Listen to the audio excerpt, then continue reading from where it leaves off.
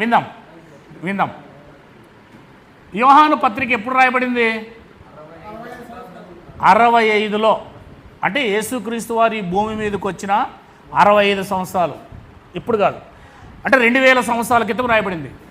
అప్పటికే ఏమని చెప్తుంది బైబిల్? యోహాను పత్రిక 1వ అధ్యాయము చదవండి, 4వ అధ్యాయం 1వ వచనం. ప్రియులారా, అంటే యోహాను గారు రాస్తున్నారు అక్కడ ఉన్న వాళ్ళకి, ప్రియులారా, అనేకులైన అబద్ధ ప్రవక్తలు లోకములోనికి బయలు వెళ్ళి ఉన్నారు గనుక ప్రతి ఆత్మను నమ్మక. అంటే ప్రతి వాణ్ణి నమ్మొద్దంటుంది. ప్రతి వాణ్ణి ఎవరు చెప్తున్నా? నేను చెప్తున్నా, బైబిల్ చెప్తుందా?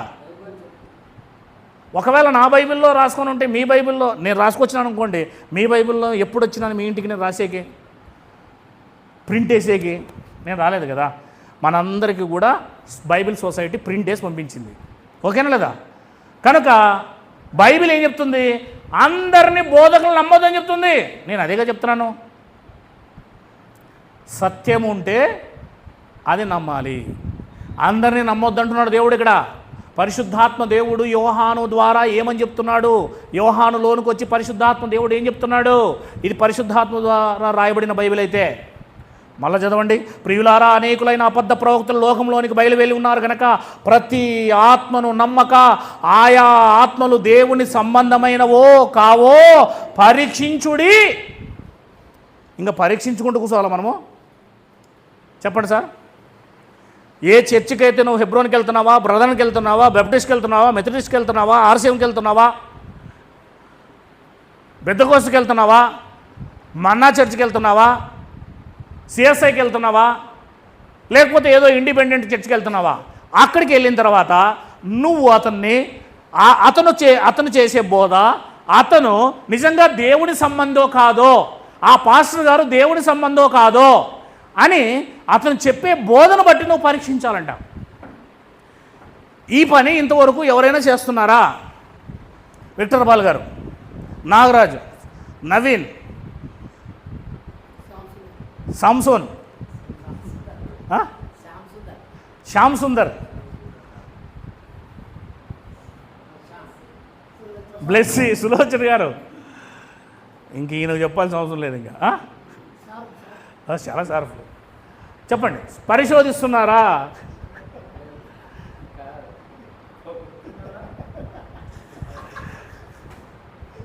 చెప్పండి, పరిశోధిస్తున్నారా? ఏ విక్టర్ పాల్ గారు, మీరు చాలా ప్లేసులకు వెళ్తూ ఉన్నారు, వెళ్ళి ఉంటారు కదా, అవునమ్మా? క్లాసులకు వెళ్తూ ఉంటారు, చర్చిలకు వెళ్తూ ఉంటారు. ఇక్కడ ఈ మాటని మీరు అప్లై చేశారా? ఇక్కడున్న మాట ద్వారా ఆ వ్యక్తిని పరిశోధించారా? ఏమంటే మీకు నేను ఒక 500 రూపాయలు నోట్ ఇస్తాను. ఏమిస్తాను? 500 రూపాయలు నోట్ ఇస్తాను అనుకోండి, ఎగ్జాంపుల్గా. 500 రూపాయల నోట్ అండి. ఈ 500 రూపాయల నోట్లు మీకు ఇస్తే మీరు జోబులో పెట్టుకుంటారా? ఇవి దొంగవా మంచివా అని చూస్తారా లేదా? ఏం చేస్తారు? మీకు అన్నీ తెలిసి ఉంటుంది దీని మీద. అప్పుడు అనుభవ జ్ఞానం ఎక్కువ అనమాట మనకి, దీని మీద మనకు అనుభవ జ్ఞానం ఎక్కువ, అవునా? జిరాక్స్ చేసుకొని వస్తాను, దీన్ని ఇస్తాను, తీసుకుంటారు ఏంటి? చక్కగా ఇట్లే. ఇదే మనం నోట్లు తీసుకెళ్ళి బ్యాంకులో ఇచ్చినామనుకో, ఏం చేస్తారు? ఆడ మీ అన్న ఉన్నా సరే, అక్కడ మీ డాడీ ఉన్నా సరే, అక్కడ మీ ఆవిడున్నా సరే, క్యాషియర్గా తీసుకొని ఏం చేస్తుంది? మిషన్ కింద పెడుతుంది. ఇట్లా మిషన్ కింద పెట్టినప్పుడు ఏమవుతుంది? అది దొంగదైతే కానీ అరుస్తుంది. ఏం చేస్తుంది? అలారం ఇస్తుంది. అప్పుడు దాన్ని ఏం చేస్తారు వాళ్ళు? ఎవరిచ్చారు, ఎక్కడిచ్చారు, ఎక్కడ తీసుకున్నావు, సింపారేస్తారు. అంతేనా లేదా? దొంగ నోట అసలైన నోట కాదా అనడానికి ఒక మిషన్ ఉంది. దొంగ బోధన లేకపోతే నువ్వు వింటున్నది దొంగ బోధన, లేకపోతే అది మంచి బోధన, అది దేవుడు పంపించిన సేవకుడైనా అతను చెప్పేది వాక్యానుసారంగా ఉందా లేదా అని పరీక్షించడానికి బైబిల్ అనే మిషన్ ఉంది. ఏ మిషన్ ఉంది? ఈ బైబిల్ అనే మిషన్ దగ్గర తీసుకొచ్చి అతను చేసే బోధ ఈ బైబిల్ మిషన్లోకి పెట్టి అప్పుడు పరిశీలన చేసి లేఖనాలను ఇతను చెబుతున్నది కరెక్టే అని నువ్వు చెప్పాలి. డబ్బు విషయములో పొద్దున కూలికి పోతే సాయంత్రము 500 రూపాయల నోట్లు కాకుండా 500 ఇచ్చాడు అనుకో, ఎన్నిసార్లు చేస్తావాడు నీ లెక్క? 1 2 3 4 5 ఒకటి తక్కువ ఉన్నట్టుంది. 1 2 3 4 5 సరిపోలేదు. బ్యాంకులో డబ్బులు ఇచ్చామనుకో 10,000 రూపాయలు, అన్నీ 100 రూపాయల నోట్లు ఇచ్చామనుకో మనకు, అక్కడే ఏం చేస్తాము? వాడు చక్కగా ఇచ్చినాడు, మిషన్ కూడా కరెక్ట్ కనపడింది, మళ్ళీ ఎందుకు కౌంట్ చేస్తున్నావు? డబ్బుల విషయంలో నోట్లో ఎంగిల్ అయిపోయేదాకా కూడా కౌంట్ చేస్తావే. ఎవడైనా డబ్బులు ఇస్తే కరెక్ట్గా ఉన్నాయా లేదని చూస్తావే. మరి వాక్య విషయంలో వాడు ఏం చెప్తే నాకేంటి? వాడు ఏం చెప్తే నాకేంటి? వచ్చినానా పోయినానా? అదే పెద్ద పొరపాటు జరుగుతుంది ఇక్కడ. వాక్య విషయంలో నిర్లక్ష్యంగా ఉంటే నరకానికి పోతావు. అందుకే బైబిల్ అంటుంది, చదవండి 1 యోహాను పత్రిక 4వ అధ్యాయము, ప్రియులారా అనేకులైన అబద్ధ ప్రవక్తలు లోకంలోనికి బయలు వెళ్ళి ఉన్నారు కనుక ప్రతి ఆత్మను నమ్మక, ఆయా ఆత్మలు దేవుని సంబంధమైనవో కావో పరీక్షించండి. పరీక్షించండి పరీక్షించండి. మీ నోట్లను ఎలా పరీక్షిస్తారో, మీ నోట్లను ఏ రకంగా అయితే బ్యాంకులో పరీక్షిస్తారో అదే ప్రకారంగా అతను వాక్యం చెప్పింది దేవుడు చెప్పిందేనా, వాక్యానుసారంగా ఉందా లేదా పరీక్షించండి అన్నాడండి. మనకి వేసేసాడు దెబ్బ. పరీక్షించుకోండి అన్నాడండి. చెప్పండి, ఇన్ని రోజులు మేము మా పాస్టర్ గారు చెప్పినప్పుడు వాక్యం పరీక్షించాము. ఎక్కడో ఆయన ఏదైనా తప్పు చెప్పినప్పుడు మేము వెళ్ళి అయ్యా ఈ విషయం తప్పు చెప్పారు అని చెప్పాము. చెప్పారు ఎప్పుడైనా? తప్పు లేదండి. ఈ విషయంలో మీరు పొరపాటు చెప్పారని అందరి ముందు లేచి నువ్వు పొరపాటు చెప్పావు అనొద్దండి. అవునా లేదా? బాగుండదు. సేవకుడు కదా, గౌరవించండి. నీకంటే కొంచెం ఏదో తెలిసినవాడు, పక్కకి వెళ్ళండి. వెళ్ళి తర్వాత అంతా అయిపోయిన తర్వాత పాస్టర్ గారు మీతో కాస్త మాట్లాడాలి. రామ్మా అంటాడు, మాట్లాడండి. పాస్టర్ గారు మీరు ఇక్కడ చెప్పిన వాక్యం కొంచెం నాకు తేడా అనిపిస్తుంది, దాన్ని లేదా నాకు అర్థం కాలేదేమో, లేకపోతే మీకు అర్థం కాలేదేమో, కొంచెం మనం చూద్దామా అని చెప్పండి. తప్పేముంది? సరి చేసుకుంటాడు. నెక్స్ట్ వీక్ అర్థం సరి చేసుకుంటాడు. అర్థమవుతుందా లేదా? అంతగా మనము ముందు మనం ఏమై ఉండాలి? వాక్యాన్ని మనము అభ్యాసించి ఉండాలి, సాధన చేసి ఉండాలి, మనకు తెలిసి ఉండాలి. అర్థమవుతుందాలే అమ్మా? కానీ ఈరోజు అలాంటి వాళ్ళు ఎవరు లేరు. దానివల్ల ఏమవుతుందంటే అతను తప్పు మార్గంలో పోతాడు, మనము తప్పు మార్గంలో పోతామని బైబిల్ చెప్తుంది. రైట్, ఇంకా ముందుకు పోదాం. 2 యోహాను పత్రిక పక్కనే పత్రిక, 2వ పత్రిక 2వ అధ్యాయము చదువు. 9వ వచనం సార్, 9వ వచనం. అమ్మా తీశారమ్మా, అందరూ తీశారా? పక్కనే ఉంటుంది చూడండి.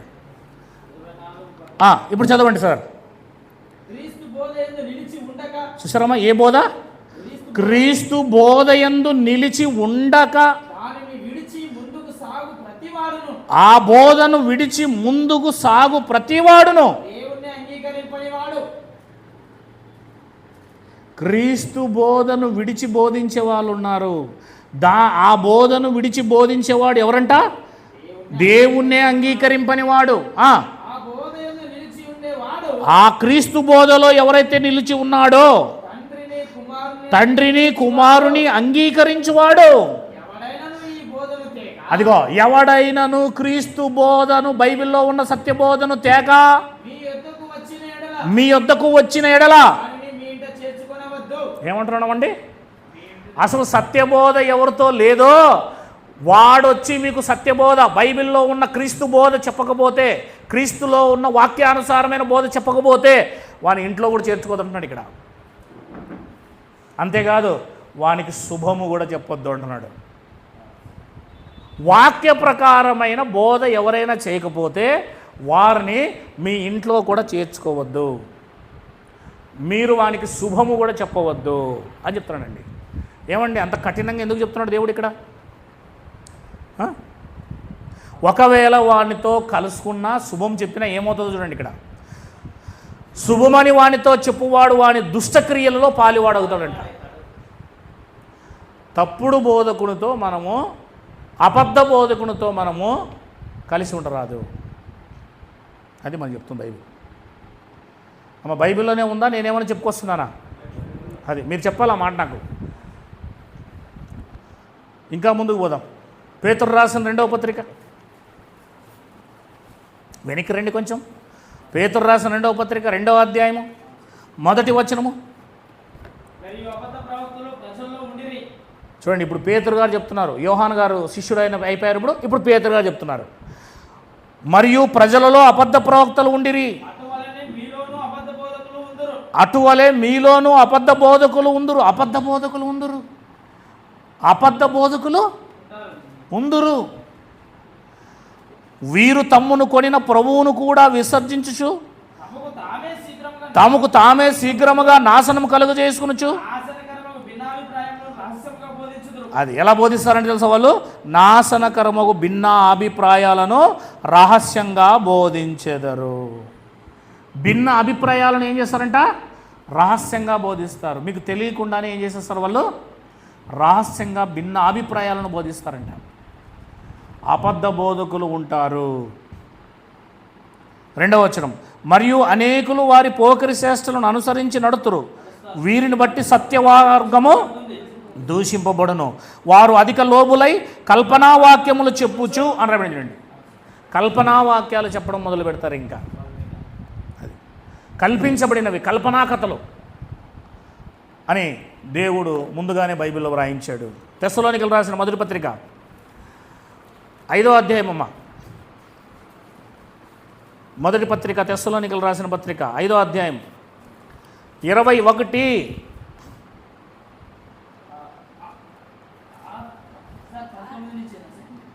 లేదు, మొదటి తెస్సలోనికలు రాసిన పత్రిక 5:21.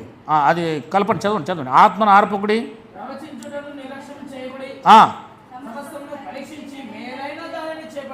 ఇది ఇంపార్టెంట్. సమస్తమును పరీక్షించి మేలైన దానిని చేపట్టుడి అని రాబడించండి. సమస్తాన్ని ఏం చేయాలి మనం? ఇప్పుడు పరీక్షించాలి. కేవలం నోట్లు మాత్రమే, డబ్బులు మాత్రమే పరీక్షించడం కాదు, బోధలు పరీక్షించాలి, చేస్తున్న బోధలను పరీక్షించాలి. ఇంకా ముందుకు పోదాం.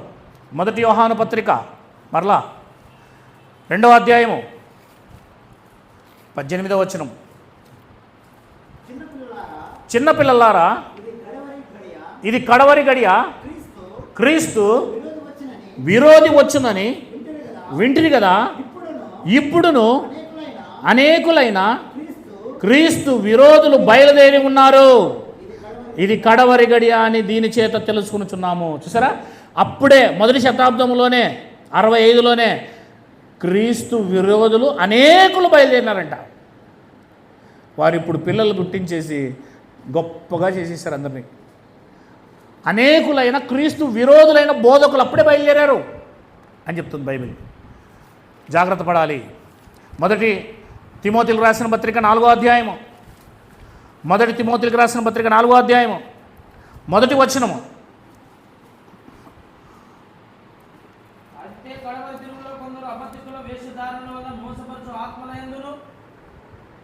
తీశారండి?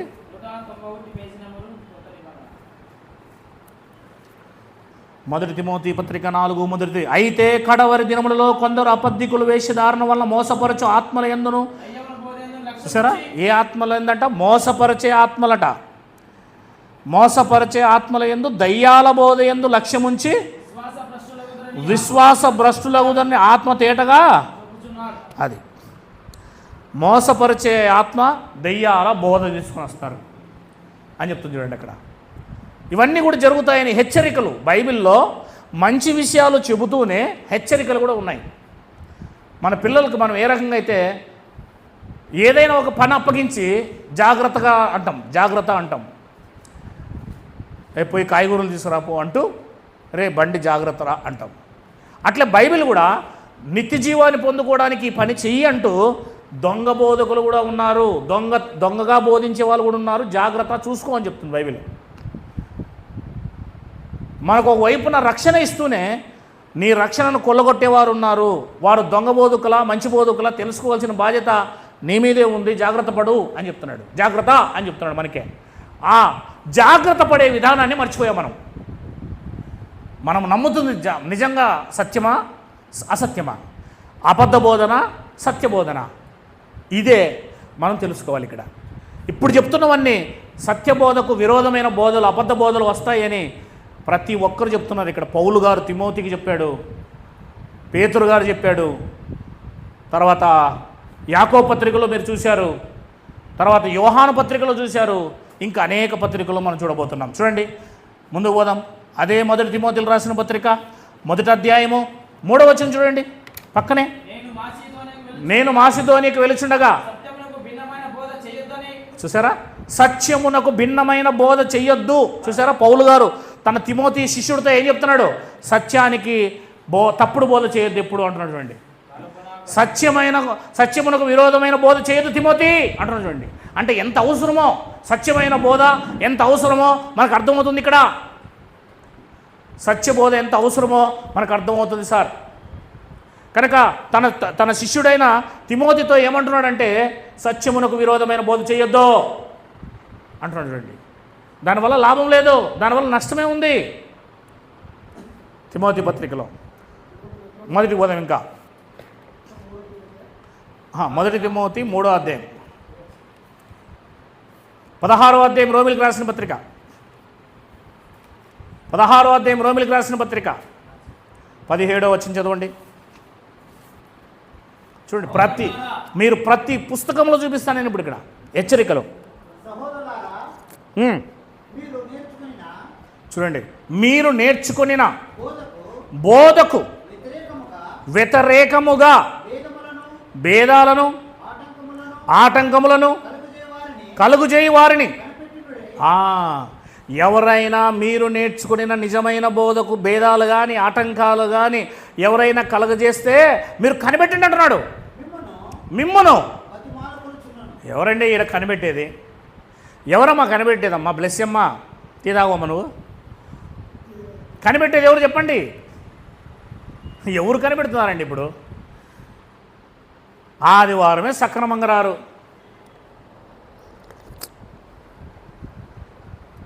బతిమాలు ఫోన్లు చేసి, పాస్టర్ గారు ఎందుకు రాలేదమ్మంటే ఆ పని ఉంది, ఈ పని ఉంది, ఆ పని ఉంది, ఈ పని ఉంది అని చెప్పేవాళ్ళు. పాస్టర్ గారు సత్యబోధ చేస్తున్నారా, మంచి బోధ చేస్తున్నారా, దొంగ బోధ చేస్తున్నారా? ఎక్కడ కనుక్కుంటారు? వస్తారు, వచ్చేకి వారానికి నెలలో ఒకసారి వచ్చి ఆ లాస్ట్లో చైర్లో ఫ్యాన్ కింద చూస్తారు. కరెక్ట్గా ఎక్కడ చూసుకుంటారు? కరెక్ట్ ఫ్యాన్ చూసుకుంటారు, లేకపోతే గోడ చూసుకుంటారు. అవునా? నిద్రపోయాకే మళ్ళీ హాయిగా పాటలు పాడేంత వరకు ఉంటారు. వాక్యం స్టార్ట్ చేయగానే వాళ్ళకి ఎట్లుంటుందంటే జోలిపాట పాడేట్టు ఉంటుంది. ఆఖరికి పాట ఆమేన్ అనే పాటకి అప్పుడు ఇట్లా లేస్తారు. టైం చూస్తే టైం అప్పుడే ఒకటైపోయిందా, భలే నిద్ర వచ్చిందక్క నాకు అంటారు పక్క నుండి.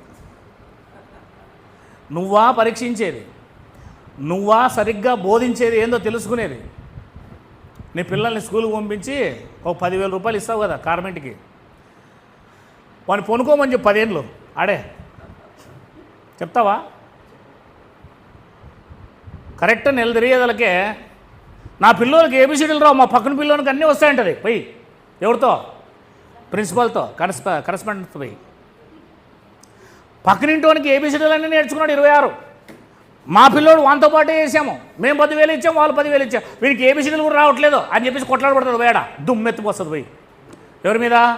మహేశ్వరి, వివేకానంద, వాణి, విద్యానికేతన్, మహాత్మా, ఈ కాలేజీలు ఉన్నాయి కదా, వాటి మీద పోయి ఏమేమో వచ్చి ఆదివారం రోజు ఏం చేస్తుంది? నిద్రపోతుంది.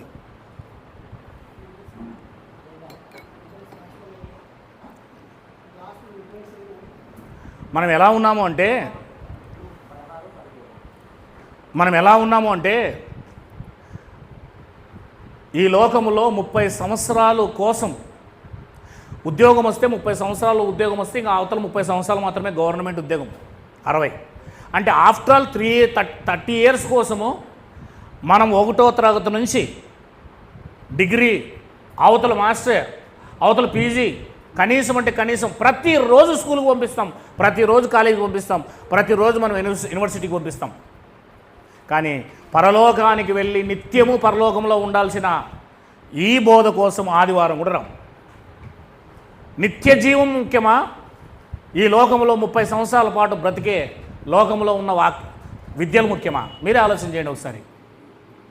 మనిషి ఈ బైబిల్ని క్రైస్తవుడు చాలా చీపుగా చూస్తున్నాడు, తన రక్షణను కూడా చాలా చీపుగా చూసేస్తున్నాడు. బైబిల్ని ఈరోజు చదివేవాడే లేడు. అందుకే ఏమంటున్నాడు తెలుసా? 16వ అధ్యాయం 17వ వచనం రోమపత్రిక, సహోదరులారా, మీరు నేర్చుకొనిన బోధ వ్యతిరేకముగా భేదాలు ఆటంకాలు కలుగజేసి వారిని కనిపెట్టి ఉండుడని మిమ్మల్ని బతిమాలుకొనుచున్నాను. వారిలో నుండి తొలగిపోవుడి. చూసారా? భేదమైన బోధ ఎవరైనా చేస్తే, వ్యతిరేకమైన బోధ ఎవరైనా చేస్తే వాళ్ళు నిలబడద్దు, తొలగిపోవడం వాళ్ళ నుంచి. ఒక్క నిమిషం కూడా నిలబడద్దు అక్కడ అన్నాడు. ఇంకా అట్టివారు మన ప్రభు అయిన యేసుక్రీస్తు కాక తమ కడుపుకే దాసులు, వారు ఇంపైన మాటల వలన ఇచ్చకముల వలన నిష్కపటల మనసులను మోసపుచ్చుదురు అని రాయబడి చూడండి. వాళ్ళు మోసపోయేది కాకుండా వాళ్ళు చేసే బోధే అబద్ధ బోధ కాకుండా మిగిలిన సంఘానంతా కూడా నాశనం చేసేస్తారు వాళ్ళు. కనుక అక్కడ నిలబడొద్దండి అని బైబిల్లో ముందుగానే హెచ్చరికలు ఇవ్వడం జరిగింది. 24వ అధ్యాయం మత్తయి సువార్త 4వ వచనం చదవండి. యేసుక్రీస్తు వారు ఏం చెప్పారో 24వ అధ్యాయం 4వ వచనం. యేసు వారితో ఇట్లా, నేను ఎవడనో మిమ్మల్ని మోసపరచకుండా 11వ వచనం కూడా చదవండి. అనేకులైన అబద్ధ ప్రవక్తలు వచ్చి పలువురిని, చూసారా? అబద్ధ ప్రవక్తలు వస్తారు, జాగ్రత్త అని చెప్పాడు ఆయన. 24వ వచనం చూడండి. అబద్ధపు క్రీస్తులు అబద్ధ ప్రవక్తలు వచ్చి సాధ్యమైతే ఏర్పరచబడిన వాడు సైతం మోసపరచడానికి గొప్ప సూచక్రియలు మనం వాటిని చూసి పోతున్నాం కదా. కనపరచెదరు, చెయ్యరు, కనపరచెదరు. విక్టర్ బాల్ గారు ఏదైనా మొహంగడికి వచ్చుకోండి. కనపరచెదరు. ఏం చేస్తారు? కనపరుస్తారు. కనపరుస్తారంటే జరిగినట్టుగా భ్రమపరుస్తారు. అద్భుతాలు సూచక్రియలు జరిగినట్టుగా ఏం చేస్తారు? భ్రమపరుస్తారు. కనపరచెదరు అంటే అవుతున్నట్టుగా వారు మీ కళ్ళకు కనిపిస్తారు. ఏం చెప్పాడు చూడండి యేసుక్రీస్తు వారు. 7వ అధ్యాయము అదే మత్తయి సువార్త 15వ వచనం 13వ వచనం చదువుదాం. ఏమంట? ఇరుకు ద్వారమున ప్రవేశించుడి, నాశనానికి పోవు దారం ఏంటి? నాశనానికి పోయే దారి వెడల్పుగా ఉంది, ఆ దారి విశాలమై ఉన్నది. ఆ విశాలమైన దారి ద్వారా ప్రవేశించేవారు అది. జీవమునకు పోవు ద్వారం ఇరుకును, ఆ దారి సంకుచితమై ఉన్నది. అది ఇరుకు ద్వారంలో ప్రవేశించాలంటే ఎవడు ప్రవేశించడు? విశాలంగా ఉండే దారిలోనే ప్రవేశిస్తారు. అంటే మనకు జీవం వద్దు అని రాయబడింది అక్కడ. అబద్ధమే కావాలి మనిషికి. జీవం అనే దారి చాలా ఇరుకుగా ఉంటుంది. అది సంకుచితము అంటే కనుగొనలేము, అది తక్కువగా ఉంటుంది అది అని చెప్తుంది బైబిల్. 15వ వచనం చదవండి. అబద్ధ ప్రవక్తల గురించి జాగ్రత్త పడుడి, వారు గొర్రె చర్మములు వేసుకొని మీ యొద్దకు వత్తురు, కానీ లోపల వారు క్రూరమైన తోడేళ్ళు. వారు లోపల ఎలా ఉంటారు? పైకి ఏం వేసుకుంటారు? గొర్రె చర్మాన్ని తొడుక్కొని లోపల అది అదేంటి? తోడేలు. అది ఏమండి? తోడేలని మనం గొర్రె చర్మం వేసుకున్న తోడేల్ని ఎలా కనుగొనగలం? ఎలా కనుగొనగలం? గొర్రెల్లో గొర్రె అది కూడా ఏమైంది? కలిసి వస్తూ ఉంది దొడ్లోకి. సాయంకాలము గొర్రెల్లో గొర్రెగా అది కూడా వచ్చేస్తూ ఉంది. గొర్రెలాగే కనబడుతూ ఉంది, కానీ పైనంతా కూడా అది గొర్రె కప్పుకుంది. ఎలా కనుగొనగలం చెప్పండి? ఒక దెబ్బ వేసినామనుకో దాని అరుపు వేరుంటుంది. ఏంటి? దాని స్వరం వేరుంటుంది. ఏముంటుంది? ఇవన్నీ ఏముంటాయి? బ్యా అంటాయి. ఇదేముంటుంది? కుక్కలాగా కొట్టగానే ఏముంటుంది? అది తేడా. వా అంటే స్వరం అంటే అర్థం ఏంటంటే వారు చెప్పే వాక్యం, వారు సత్యమైన వాక్యం చెప్తున్నారా, సత్యానుసారమైన అబద్ధ వాక్యం చెప్తున్నారా అని వారి స్వరం ద్వారా తెలుసుకోవాలి. వారు గొర్రె చర్మాలు వేసుకొచ్చిన తోడేళ్ళ నిజంగా గొర్రెలేనా? కమాన్ 16వ వచనం. వారి ఫలం వల్ల వారు మీరు తెలుసుకుందరు. ముండ్ల పొదలో ద్రాక్ష పండ్లను, పల్లేరు చెట్లలో అంజురు పండ్లను కోయుదురా? అలాగునే ప్రతి మంచి చెట్టు మంచి ఫలమును ఫలించును, పనికిమాలిన చెట్టు పనికిమాలిన ఫలము ఫలించును. మంచి చెట్టు కాని ఫలం ఫలింపనేరదు, పనికిమాలిన చెట్టు మంచి ఫలమును ఫలింపనేరదు. మంచి ఫలములు ఫలింపని చెట్టు, ప్రతి చెట్టు నరకబడి అగ్నిలో అది ఆఖరికి ఆ గొర్రె చర్మం వేసుకున్న నక్కే అది ఏమంటారు తోడేలు ఎక్కడికి పోతుంది? అగ్నిగుండం అంటే నరకానికి వెళ్తుంది. అబద్ధ బోధకులు అందరూ కూడా నరకానికి వెళ్ళిపోతారు. అదే ఆ రోజు ఆయనతో చెప్పాను విక్టర్ పాల్తో. ఎప్పుడో క్రిస్మస్కో ఎప్పుడో ఏమంటారు దాన్ని ఈస్టర్కో వస్తాడు, అంతేనా లేదా? గుడ్ ఫ్రైడేకో వస్తాడు చర్చికి. అట్లాంటి వాడు చచ్చిపోయి అడిగిపోయాడు, నరకానికి వెళ్ళిపోయాడు. నరకానికి పోతేనే ఆ విశ్వాస వెనకాల వాళ్ళ పాస్టరే ఉన్నాడు. ఎవరున్నారు? పోతేనే వాళ్ళ పాస్టర్ దగ్గరికి పోతేనే పాస్టర్ వీడు వస్తేనే ఇట్లా మూసుకున్నాడు. అబ్బా వీడొచ్చు కదరా అని. ఎందుకు? వీడు అగ్నిగుండంలోనే ఉన్నాడు, వాడు అగ్నిగుండం. వాడు ఎప్పుడోసారి వచ్చేవాడు, సంవత్సరానికి వచ్చేవాడు అగ్నిగుండంలోనే ఉన్నాడు. డైలీ వాకింగ్ చెప్పే పాస్టర్ కూడా, వాళ్ళ పాస్టర్ కూడా అగ్నిగుండంలో ఉన్నాడు. వాడు దిగగానే మూసుకున్నాడు. మూసుకొని అందరి వైపు చూస్తున్నాడు, ఎవరైనా మనోళ్ళు ఉన్నారని. మా పాస్టర్ మీద కనబడుతున్నాడే అని చెప్పి దగ్గరికి పోతే చెయ్యి ఇట్లా అన్నాడు. ఏంటి భయపడినాడు. పాస్టర్ గారు మీరు ఇక్కడికి వచ్చినారేంటి? మా అందరికి చెప్పేవాళ్ళు నోరు మూసుకోరా, మనందరికంటే పెద్ద బిషప్ వెనకాల ఉన్నాడు అన్నాడు. అంటే అర్థం ఏంటి? మన సంఘాలన్నీ కట్టిన పెద్దసారి వెనకాల నా వెనకాల ఉన్నాడు అన్నాడు రెవరెండు. అవునా లేదా? మన సంఘాలు కట్టిన పెద్ద అయినా మన వెనకాల దాబెట్టుకుని ఉన్నారా ఆపకు తిరిగి అన్నాడు. అంటే అర్థం ఏంటి? మనము చేసే తప్పుడు బోధ, వాక్యానికి సరైన ఇంటర్ప్రిటేషన్, సరైన వ్యాఖ్యానం చేయకపోతే ఆ వాక్యమును చెరుపుతాం మనం. 2 కొరింథీయులకు రాసిన పత్రిక 2వ అధ్యాయం 17వ వచనం. 2 కొరింథీయులకు రాసిన పత్రిక 2వ అధ్యాయం 17వ వచనం. దేవుని ఉద్దేశాన్ని అందరూ తీయాలి. దేవుని ఉద్దేశాన్ని కాకుండా నువ్వు సొంతంగా బోధిస్తేనే అబద్ధ బోధ. 2 కొరింథీయులు 2వ అధ్యాయము 17వ వచనం. కాబట్టి ఇట్టి సంగతులకు చాలిన వాడెవడు? అదిగో మేము దేవుని వాక్యమును కలిపి చెరిపెడు అనేకుల వలె ఉండక. అంటే అప్పటికే దేవుని వాక్యాన్ని ఏం చేస్తున్నారు? మొదటి శతాబ్దంలో కలిపి చేర్పేస్తున్నారు. అంటే వాక్యం ఆ రోజుల్లో ఏమైపోతుంది?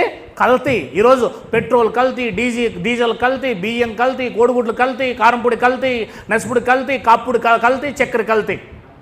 ఈరోజు ఏంటి? మొత్తం ప్రపంచం అంతా కూడా తినుబండారాలన్నీ కూడా కల్తీ. ఆ రోజే బైబిల్ని, వాక్యాన్ని కల్తీ చేసేసారు. వాక్యం కూడా కల్తీ అయిపోయిందండి. నీళ్ళు కల్తీ, భోజనం కల్తీ. అవునా లేదా? ఈ రోజులో భౌతిక సంబంధమైన ఆహారం కల్తీ అయిపోయింది, ఆత్మ సంబంధమైన వాక్యం అనే ఆహారం కూడా కల్తీ చేసేసారు. ఈరోజు ఆ రోజే అనేకులు బయలుదేరితే కల్తీ చేసేవాళ్ళు, ఈరోజు దానికి ఎంతమంది ఉండాలా? 95% కల్తీ చేసే బోధకులే ఉంటారు.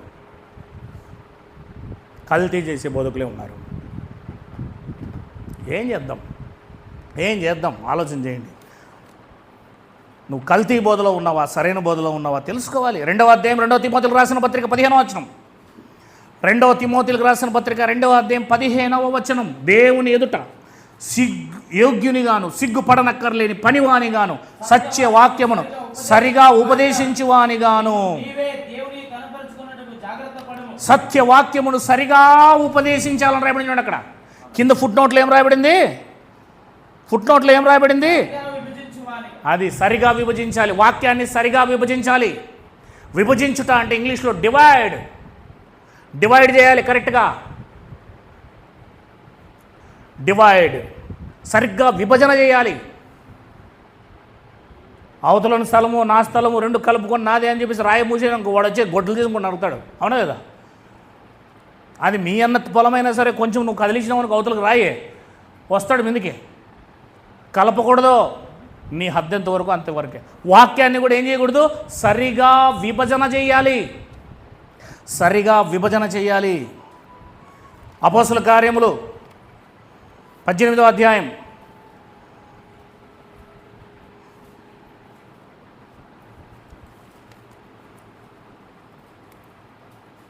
సరే 14వ అధ్యాయం, అపోస్తల కార్యములు 14వ అధ్యాయం మొదటి వచనం చదవండి. మొదటి వచనం, ఇకోనియాలో జరిగినదేమనగా వారు కూడి యూదుల సమాజ మందిరంలో ప్రవేశించి ఎలా బోధించారు? తేటగా అంటే 20 అడుగుల లోతున్న బావిలో కూడా 10 పైసలు వేస్తే కనబడుతుంది, అంత తేటగా ఉన్నాయి నీళ్ళు. అంటే బోధలో కూడా ఎలా ఉండాలి? తేటగా ఉండాలి. బోధ ఎలా ఉండాలమ్మా? అది తేటగా ఉండాలి, క్లియర్ క్లియర్. తేటగా బోధించినందున అనేకులు యూదులను గ్రీసు దేశస్థులను విశ్వాసముంచిరి అని రాయబడింది. అక్కడ బోధ ఎలా చేయాలి? తేటగా బోధించాలి, అంటే క్లియర్గా బోధించాలి, అర్థమయ్యే రకంగా బోధించాలి, వ్యర్థంగా బోధించకూడదు. 17వ అధ్యాయము 3వ వచనం, అదే అపోస్తల కార్యములు 17వ అధ్యాయము 3వ వచనము, గనుక పౌలు తన వాడుక చొప్పున సమాజపు వారి యొద్దకు వెళ్ళి క్రీస్తు శ్రమపడి మృతుల్లో నుండి లేచుట అవశ్యమనియు నేను మీకు ప్రచురము చేయు యేసే క్రీస్తై ఉన్నాడనియు చూసారు, లేఖనములో నుండి దుష్టాంతములను ఎత్తి విప్పి చెప్పుచు అని రాబడింది. అక్కడ విప్పి అంటే అర్థం ఏంటి? విప్పటం అంటే ముడి వేయబడ్డాయి అని అర్థం. ఏమేయబడ్డాయి?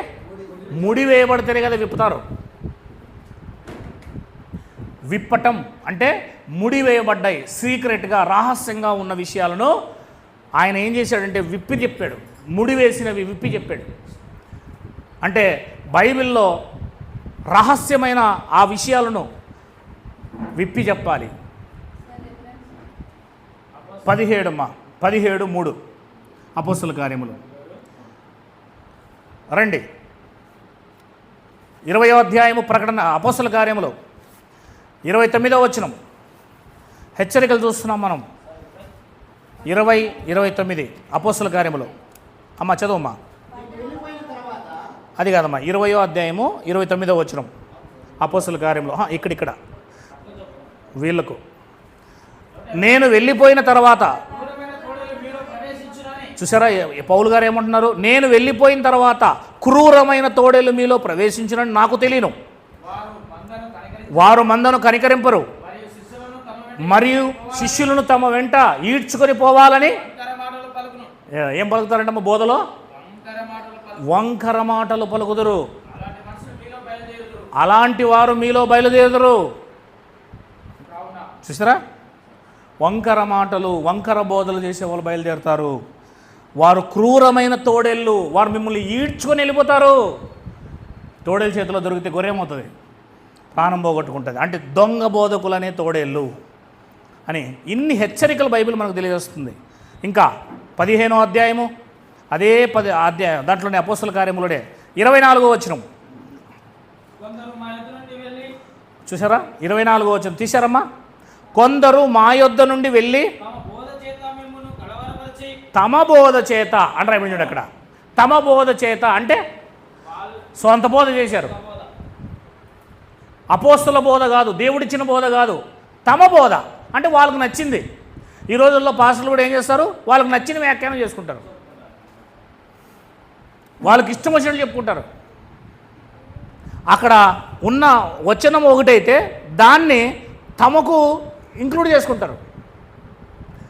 ఈ వచనములో నేను గొప్పవాణ్ణి అంటూ ఆ వచనాన్ని జోడించి దాంట్లోకి ఇంకా దాన్ని దశంభాగం ఇవ్వాలి, దానికి కానుకలు ఇవ్వాలి, మీరు మీ పంటలో అన్నీ తీసుకురావాలి అని లేని దానికి అర్థం వేరే చెప్పేస్తారు. అక్కడ ఉన్నది ఒకటైతే దానికి వేరేది జొచ్చి ఏం చేస్తారు? వాళ్ళ సొంత విషయాలను అక్కడ రహస్యంగా జొచ్చేస్తారు. అట్లా చెప్పకూడదు బైబిలు. ఆ వాక్యం ఏదైతే చెబుతుందో, దేవుని ఉద్దేశంతో అక్కడ ఏమైతే ప్రింట్ అయిందో, ఏమైతే రాశారో దాన్ని చెప్పడమే సత్యబోధ. ఒకసారి చదువుతారా మరి? ఒకసారి కొందరు మా యొద్ద నుండి వెళ్ళి తమ బోధ చేత మిమ్ములు కలవరపరిచి మీ మనస్సులను చెరుపుచూ ఉన్నారని సొంత బోధ కలవరపెడుతుంది. సొంత బోధ మనిషి యొక్క మనస్సును కూడా చెరగొడుతుంది.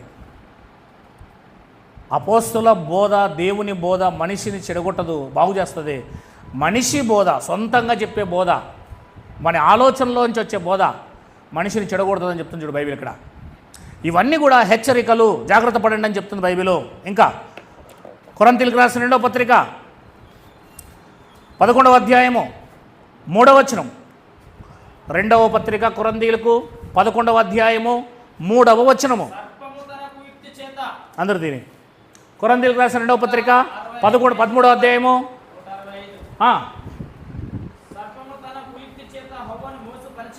సర్పము తన కుయుక్తి చేత హవ్వను మోసపరిచినట్లు మీ మనస్సులను చెరిపెడి క్రీస్తు ఎడల ఉన్న సరళతలో నుండి పవిత్రతలో నుండి ఎలాగైనా తొలగిపోవునేమోనని భయపడుతున్నాను.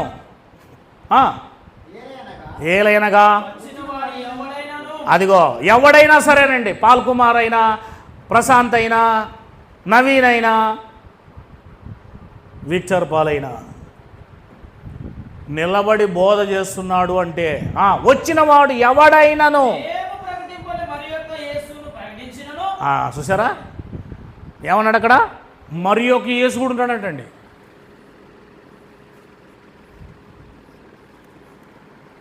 మేము ప్రకటింపని అంటే అపోస్తుల బోధలో ఉన్న యేసు కాకుండా మరొక యేసును ప్రకటించినను, లేక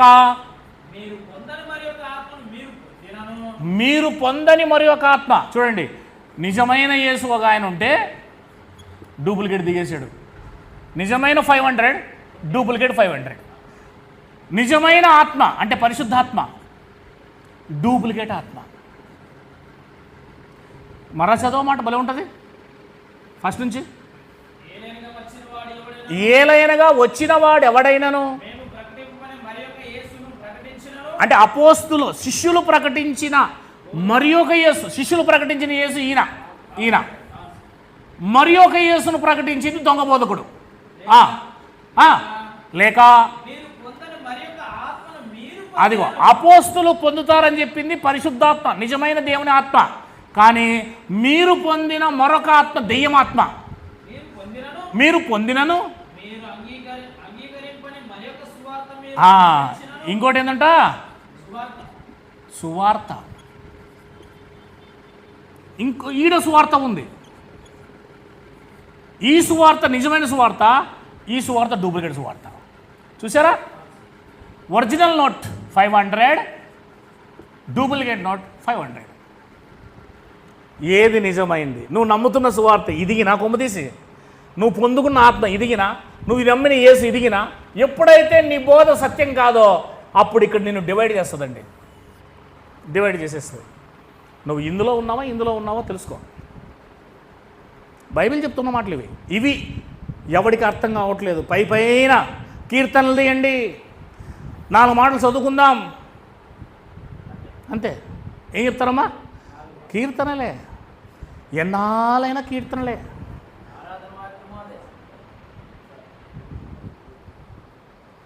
ఎన్నాళ్ళైనా పాలు కూడా తాపడం లేదమ్మా మీకు. కనీసం పాలన్నా తాపుతారంటే పాలు కూడా తాపడం లేదు. ఐసీయూలో ఉన్న పేషెంట్ ఉంటారు చూడండి, హార్ట్ కానీ ఆపరేషన్లు ఏమైనా అయింటే చూడండి, ఐసీయూలో ఉంటారు వాళ్ళకి ఏమి తినిపించకూడదు, ఓన్లీ సెలైన్ బాటిల్ ఎక్కుతుంటుంది. వాళ్ళ పెదవులు చూసారా మీరు? 4 పెదవులు నీళ్ళు లేక నీరు కావాలి అంటున్నప్పుడు అక్కడున్న డాక్టర్లు కానీ మనం ఏదైనా కావాలా అడిగినా, మనం పోయినామనుకో నీళ్ళు కావాలని అడుగుతారు. అమ్మ అర్థమవుతుందా? నీళ్ళు కావాలని అడుగుతారండి వాళ్ళు పేషెంట్లు, ఐసీయూలో ఉన్న పేషెంట్లు. అప్పుడే ఆపరేషన్ వాళ్ళని ఐసీయూలోకి తీసుకొచ్చింటారు. అబ్జర్వేషన్ అంటారు ఐసీయూ అంటే, అబ్జర్వేషన్. అప్పుడు అక్కడున్న సిస్టర్లు కానీ మనం అనుమతితో లోపలికి పోయి మన పేషెంట్ చూసేకపోయినామనుకో, ఆ పేషెంట్ ఏమంటాడంటే నీళ్ళు కావాలని అడుగుతాడు. అప్పుడు మన సిస్టర్స్ని అడిగినామనుకో, అక్కడ డాక్టర్ని అడిగినామనుకో, నీళ్ళు ఇవ్వద్దండి, కావాలంటే గుడ్డలో కొంచెం ఇట్లా గ్లాస్కి అద్ది ఆ గుడ్డతో పెదలు తడపండి అంతే. అంటే ఆ గుడ్డలో పెదాలు తడుపుతున్నారు అంతే. మీకు ఏం చేస్తున్నారు? సరిపోతుందా? చచ్చిపోతావు. దాహం వచ్చినప్పుడు నీళ్ళు సంపూర్ణంగా తాగకపోతే చచ్చిపోతావు. ఆకలి వేసినప్పుడు ఆహారం కానీ దొరకకపోతే చచ్చిపోతావు. ఏ రకంగా? శారీరకంగా కాదు, ఆత్మీయంగా. ఆత్మీయంగా చచ్చిపోతావు. లోపల ఆత్మ చచ్చిపోతుంది. దానికి నీరు కావాలి, దానికి ఆహారం కావాలి. అంటే వాక్యమే ఆహారం, వాక్యమే నీరు. కనుక జాగ్రత్త పడండి. చదవండి అన్నమాట మరలా, ఎంత చక్కగా ఉందో. 4వ వచనం నుంచి ముందుకు పోదాం. ఏలైనగా వచ్చిన వాడెవడైనా మేము ప్రకటింపని మరి ఒక యేసును ప్రకటించిన, మరి ఒక యేసు కూడా ఉన్నాడు, డూప్లికేట్ 500. లేక మీరు పొందని మరి ఒక ఆత్మను మీరు పొందిన, డూప్లికేట్ పరిశుద్ధాత్మ. మీరు అంగీకరింపని మరి ఒక సువార్త మీరు అంగీకరించిన, డూప్లికేట్ సువార్త ఉంది. మీరు వాని గురించి సహించుట అంతే పోరాయంగా మీరు నాశనం అయిపోతారు అన్నాడు అని పౌలు గారు చెప్తున్న మాట ఇది. యుక్తమే అంటే మీ పని అయిపోయింది అని అర్థం. చూసుకోండి, ఇప్పుడే మీరు ఏ సువార్తను పొందారో, ఏ యేసును పొందుకున్నారో, ఏ ఆత్మను నమ్మారో జాగ్రత్త పడండి, సత్యమైన దాంట్లోకి రండి అని చెప్తున్నాడు అక్కడ. అంటూ కిందికి వచ్చి 13వ వచనానికి వస్తే మనము ఎంత బాగుంటుందో చూడండి. 13వ వచనానికి పైన నుంచి చెప్పుకుంటూ వచ్చాడు. 13వ వచనానికి వచ్చేస్తాం మనము. ఏలయనగా వీళ్ళు ఎవరంట? ఎవరంటే వీళ్ళు ఈ దొంగ బోధకులు ఎవరు? అపోస్తుల వేషం వేసుకున్నారండి వీళ్ళు. ఎవరు? వేషము. ఏం వేసుకున్నారు వీళ్ళు? అపోస్తుల యొక్క వేషం వేసినారు. చదవండి. అపోస్తుల యొక్క వేషం ధరించుకున్న వారై ఉండి ఏమంట? అపోస్తుల వేషం వేసుకోవడమే కాకుండా, అంటే అపోస్తుల వేషం అంటే అర్థం ఏంటి? అపోస్తులు ఎవరు? నిజమైన అపోస్తులు వీళ్ళు. ఎవరు? యేసుప్రభు శిష్యులు, నిజమైన అపోస్తులు వీళ్ళు.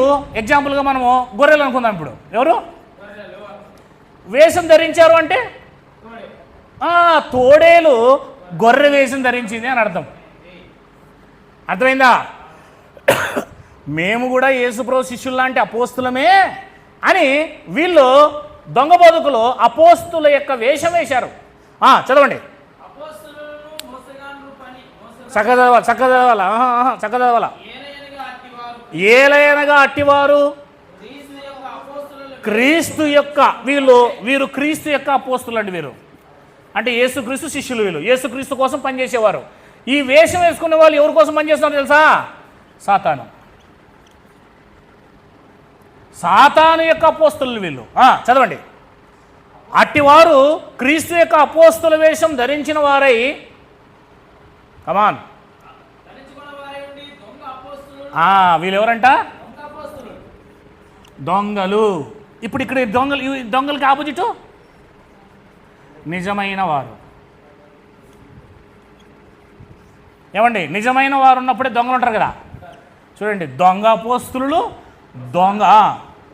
నెక్స్ట్ వీళ్ళు మోసగాండ్రు. అంటే వీళ్ళు ఎవరు? వీళ్ళు మోసం చేస్తారు. ఇక్కడ వీళ్ళు మోసం చేయరు. ఇది ఆశ్చర్యం కాదు. సాతాను తానే వెలుగుదూత వేషము. వెలుగుదూత అంటే ఎవరు? యేసుక్రీస్తు. యేసుక్రీస్తు వారు వెలుగుదూత అయితే వాడు యేసుక్రీస్తులాగా వేషం ధరించుకున్నాడు అనమాట. అందుకే చాలామంది అంటారు నాకు తెల్లగా యేసుప్రభు కనబడ్డాడు అంటారు. కాదు, తెల్లగా యేసుప్రభు లాగా సాతాను కనబడ్డాడు. ఎవరు కనబడ్డాడు? ఎందుకంటే యేసుప్రభు వేషం వేసుకున్నాడు వాడు. నన్ను సువార్తకు పంపించారు, యేసుక్రీస్తు కనబడి అంటాడు.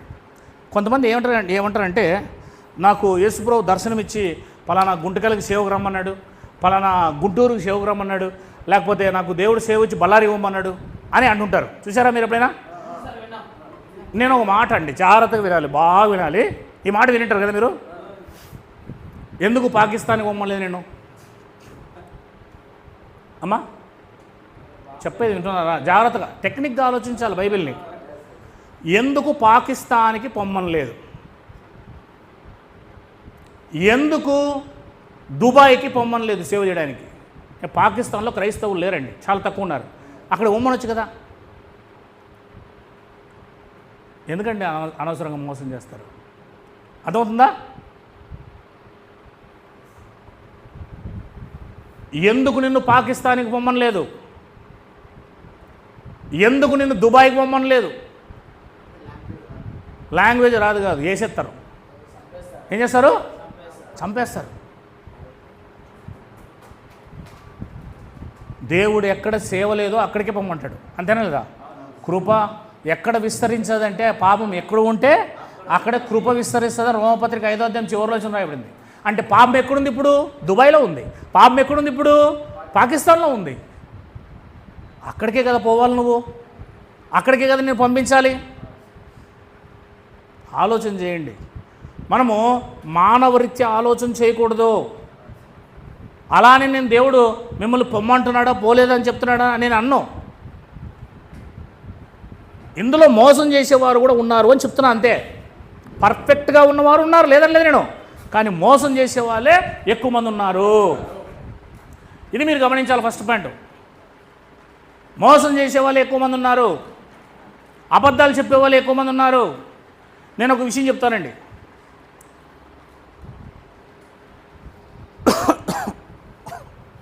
ఒక పెద్ద బోధకుడండి, ఆయనకు 4 ఆడపిల్లలు. చాలా పెద్ద బోధకుడు, మన అనంతపురం డిస్ట్రిక్ట్లోనే ఉంటాడు.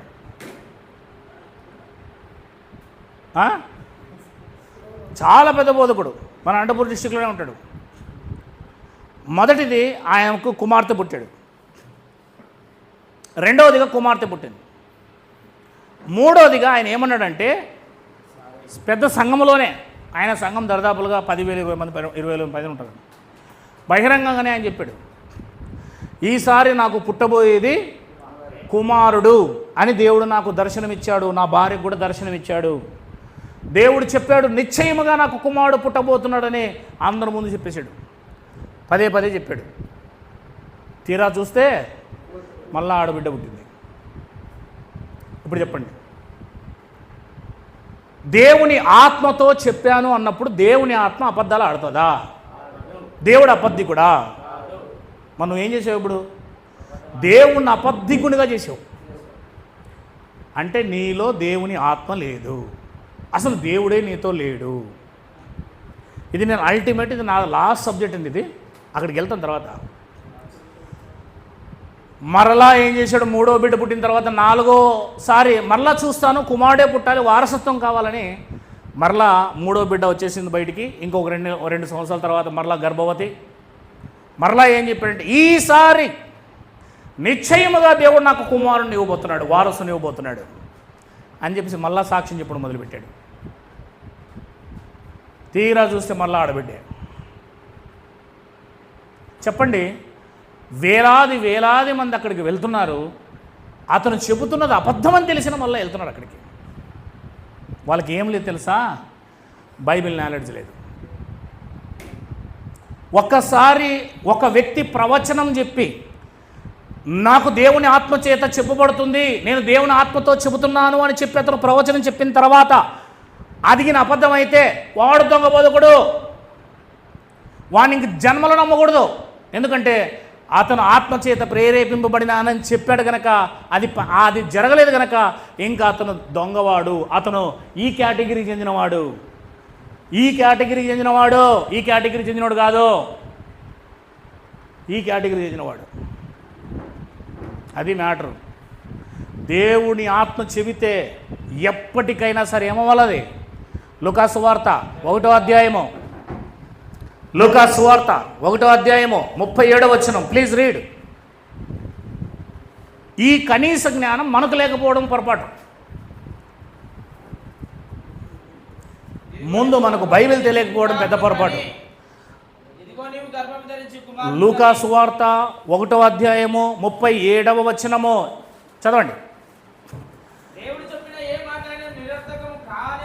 శబాష్, బా, ఏం మాట అండి అది. దేవుడు చెబితే ఏ మాట కూడా నిరర్ధకం.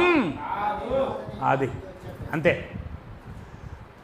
దేవుడు చెబితే ఇంకది జరగకపోవడం అనేదే ఉండదు. మరి వీళ్ళు ఎందుకు దేవుడే చెప్పాడు, దేవుని ఆత్మ చెప్పింది, నాకు దర్శనం వచ్చి చెప్పిందని చెప్పి తర్వాత అలా ఎందుకు జరుగుతూ ఉంది? అలాంటప్పుడు అవి చెప్పడమే మానేయాలి. ఏం చేయాలి? చెప్పడం మానేయాలి. అమ్మా, సత్యాలను మనం పరిశీలించాలి. వాళ్ళు పెద్దగా ఉన్నారు, వాళ్ళు పెద్ద సేవ, వాళ్ళు పెద్ద బోధకులు, వాళ్ళు విమానాల్లో తిరుగుతున్నారు, వాళ్ళు కారుల్లో తిరుగుతున్నారు. నేను అందుకే చెప్పాను, వాక్యమును బట్టి మనిషిని కొలత వేయాలే తప్ప వారి యొక్క పరిచర్ని బట్టి కొలత వేయకూడదు. నేను చెప్పాను కదా, ప్రొటెస్టెంట్స్ కంటే ఆర్సీఎం వాళ్ళే ఎక్కువ ఉంటారు. అనంతపురం గుంటకల్లో ఆర్సీఎం చర్చను చూశారు మీరు? 5 కోట్లతో కట్టారు దాన్ని. అసలు గుంతకల్లో ఉన్న ఏ చర్చి కూడా 5 కోట్లతో కట్టలేదు. ఆఖరికి సిఎస్ఐ చర్చే 2 కోట్లతో కట్టారు మన ఈ మధ్యకాలంలో. కానీ ఇప్పటికీ 10 సంవత్సరాలు 15 సంవత్సరాల క్రితమే 5 కోట్లతో కట్టారు దాన్ని. ఎంత రైల్వే స్టేషన్తో ఉండేది ఆర్సీఎం చర్చ్, మేరీమాత. బళ్ళారిలో ఇంకా పెద్దది, అనంతపూర్లో కూడా ఉంది, మెడ్రాస్లో ఇంకా చాలా పెద్దది, బొంబాయిలో ఇంకా చాలా పెద్దది. ప్రపంచంలో అన్ని దేశాలలో ఈ దేశంలో లేదు అనుకోకుండా ఉండే చర్చి ఆర్సీఎం చర్చ్.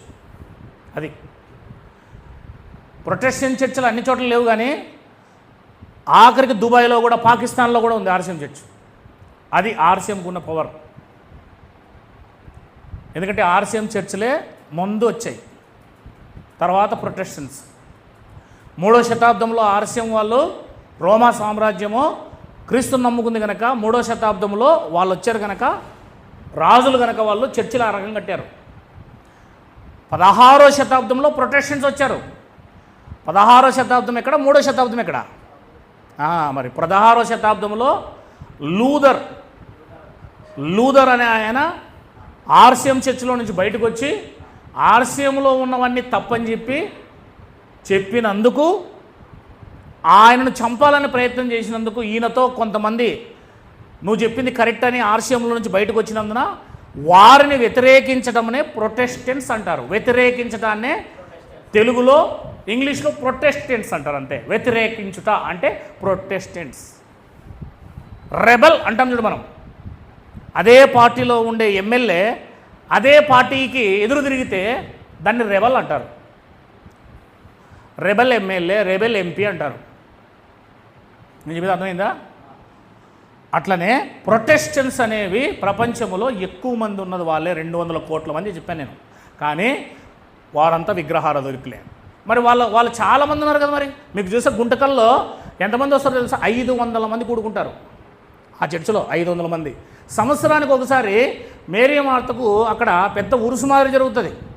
ఎంతమంది వస్తారో తెలుసా? వేలల్లో వస్తారు, వేలల్లో. చుట్టుపక్కల నుంచి రైళ్ళు పట్టవు, కిటికిటికిటికనే వస్తాయి. మరి వాళ్ళంతా పరలోకానికి పోతారేటి?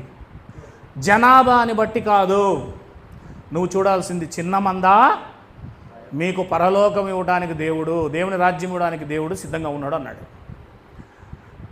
విశాలమైన మార్గంలోనే అనేకులు పోతారు, ఇరుకు మార్గంలో కొందరే పోతారని బైబిల్ రాయబడింది. అంటే కొందరు మాత్రమే. 20 లక్షల మంది కనాను దేశానికి బయలుదేరితే ఐగుప్తులోంచి 2 మాత్రమే కనాను దేశంలోకి ప్రవేశించారు. 20 లక్షల మంది ప్రవేశించవచ్చు కదా. అది ఎవరు? కాలేబు, యెహోషువ మాత్రమే ప్రవేశించారు. ఎందుకు? సత్యం అనేది ఎక్కువ మంది పట్టుకోలేరు. అది వాళ్ళ వల్ల కాదు. సత్యం మీద నిలబడాలంటే అంత సులభం కాదు. కనుక ఈ విషయాలు మీరు జాగ్రత్తగా వినాలి. రాత్రి ఇక ముందుకు పోవడానికి ప్రయత్నం చేద్దాం. చదవండి 13వ వచనం మరొకసారి. 2వ కొరింథీ 11వ అధ్యాయం 13. ఏలైనగా అట్టి వారు క్రీస్తు యొక్క అపోస్తుల వేషము ధరించుకునే వారై ఉండి దొంగ అపోస్తులను మోసగాండ్రగు పనివారై ఉన్నారు. ఇది ఆశ్చర్యము కాదు. సాతాను తానే వెలుగుదూత వేషం